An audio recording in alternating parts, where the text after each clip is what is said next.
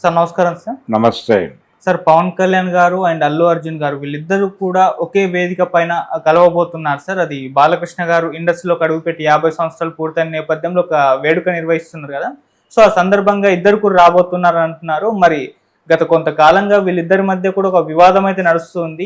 ఈ వేదిక ఆ వివాదానికి పులి స్టాప్ పెట్టడానికి కూడా కారణం కావచ్చు అని అభిమానుల్లో చిన్న ఆశ అయితే ఉంది సార్. మరి ఆ వివాదం ఏదైతే ఉందో ఈ వేడుక ద్వారా పోతుందా లేదా సార్? మీ ఒపీనియన్ ఏంటి సార్?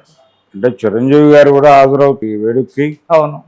అంటే చిరంజీవి బాలకృష్ణ గారు వీళ్ళిద్దరూ ఫ్రెండ్స్.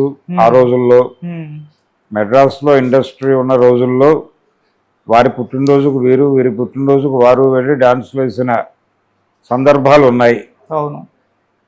అలాగే పవన్ కళ్యాణ్ కూడా మొదటిసారి బాలకృష్ణతో పరిచయం అయింది. ఇది గత చరిత్ర. అయితే మధ్యలో కొన్ని డిస్టర్బెన్సెస్ జరిగినాయి. ఇప్పుడు వాళ్ళు కూటమి ప్రభుత్వంలో కలిసి ప్రయాణం చేస్తున్నారు. చంద్రబాబు నాయుడు గారు కూడా ఆ రోజు వేదిక మీద ఉండే ఛాన్స్ ఉంది. కాబట్టి పవన్ కళ్యాణ్ అనివార్యంగా వస్తాడు, చిరంజీవి కూడా వస్తాడు, అల్లు అర్జున్కి ఇన్విటేషన్ వెళ్ళింది, ఆయన కూడా వస్తాడు.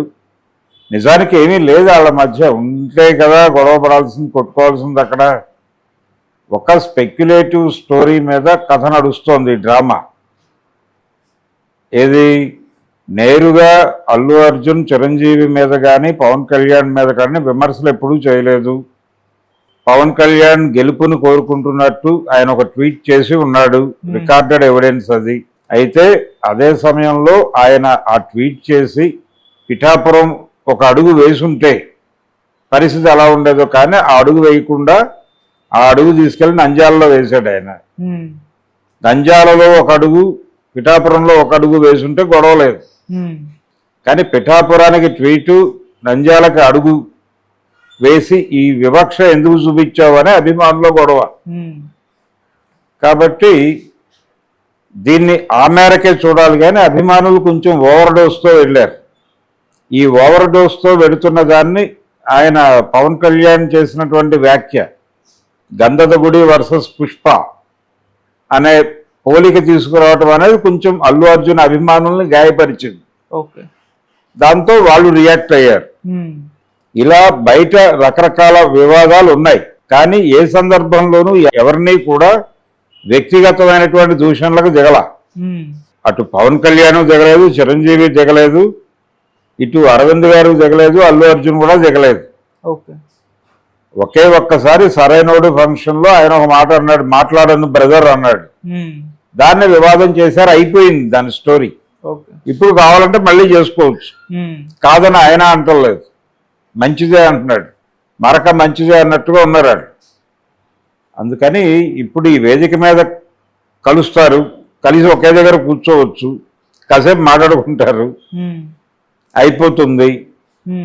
అయిపోయిన తర్వాత ఎవరి పద్ధతిలో వాళ్ళు ఉపన్యాసాలు ఇస్తారు. ఎవరి గురించి మాట్లాడతారు? వీళ్ళు బాలకృష్ణ గురించి మాట్లాడతారు, మాట్లాడి ఎవరి మానాన్ని వాళ్ళు వెళ్ళిపోతారు. వీళ్ళ మధ్య వివాదం అక్కడ ఎలా పరిష్కారం అవుతుంది? అది వీళ్ళ మధ్య వివాదం పరిష్కారం చేయటం కోసం కాదు కదా, పంచాయతీ కాదు కదా, అది ఒక ఈవెంట్. ఆ ఈవెంట్కి ఆయనకు శత్రుత్వం ఎందుకు ఉంటుంది వీళ్ళతో? ఇప్పుడు చిరంజీవితో ఫ్రెండ్షిప్ ఉంది, పవన్ కళ్యాణ్ పార్టీలో ఉన్నాడు, వాళ్ళ కూటమిలో ఉన్నాడు, అల్లు అర్జున్ వాళ్ళకి ఆహా ద్వారా రిలేషను, ఆహాలో ఆయన షో చేస్తున్నాడు బాలకృష్ణ గారు. ఇన్ని విధాలుగా లింకుల్లోంచి వీళ్ళు ఒక చోటకి చేరుతున్నారు అంతే. ఆ చేరినప్పుడు వాళ్ళు బాలకృష్ణ గురించి మాట్లాడుకుంటారు, బాలకృష్ణ గురించి మాట్లాడతారు. వాళ్ళ పర్సనల్ గొడవ తేల్చుకోవడానికి దాన్ని వేదికగా మార్చుకునే అవకాశం అయితే లేదు. అభిమానులు అరుస్తారేమో.